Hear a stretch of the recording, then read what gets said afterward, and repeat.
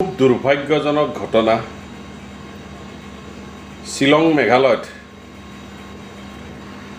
মানে যি ধৰণে আমাৰ অসমৰ টেক্সিবোৰ গৈ আছে তাত যি ধৰণে আমাৰ ড্ৰাইভাৰবিলাকক প্ৰহাৰ কৰিছে যি ধৰণে গাড়ীবোৰ ভাঙিছে এইটো গৰিহণা দিছোঁ মই শিলঙৰ সেই একাংশ লোকক যি ধৰণে তেওঁলোকে প্ৰহাৰ কৰিছে আৰু মই ক'ব বিচাৰোঁ এতিয়া যদি কোনোবাই শিলঙলৈ প্লেন কৰিছে বৰ্তমান শিলং নেযাব কাৰণ তাত কিছু ধৰণে এটা পৰিস্থিতিৰ এটা সৃষ্টি হৈছে তাত যিটো খাচী ষ্টুডেণ্ট আছে তেওঁলোকে আমাৰ অসমৰ যি টেক্সিবোৰ গৈ আছে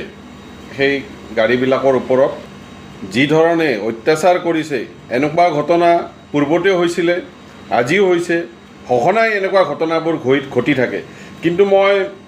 মেঘালয় মাননীয় মুখ্যমন্ত্ৰী কৰ্ণাক চাংমা ডাঙৰীয়াক মই ক'ব বিচাৰোঁ তেখেতে এইবোৰ দেখা নাপায় নেকি যে এনেকুৱা ধৰণৰ ঘটনাবিলাক ঘটি আছে আচলতে এই যিটো বাহিৰৰ পৰা পৰ্যটকবিলাক আহে সেই পৰ্যটকবিলাক শিলঙৰ যি পৰ্যটনথলীবিলাকৰ ফুৰিবৰ কাৰণে আহে সেই তেওঁলোকৰ ওপৰত অত্যাচাৰ হৈছে তেওঁলোককো মাৰপিট কৰিছে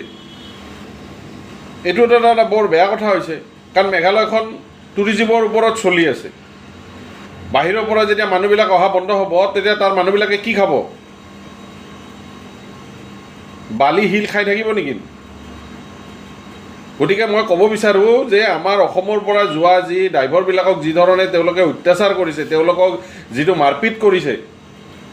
এইটো আজি মূলি নহয় ইয়াৰ আগতেও মাৰপিট কৰিছিলে কি কাৰণত আৰু মই ক'ব বিচাৰোঁ আমাৰ অসমৰো যি ট্ৰেন্সপৰ্ট বিভাগৰ যি মন্ত্ৰী আছে চৰণ বড়ো ডাঙৰীয়া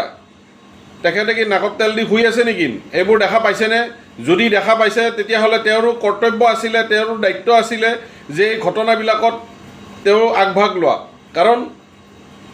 এজন দুজন ড্ৰাইভাৰৰ কথা নহয়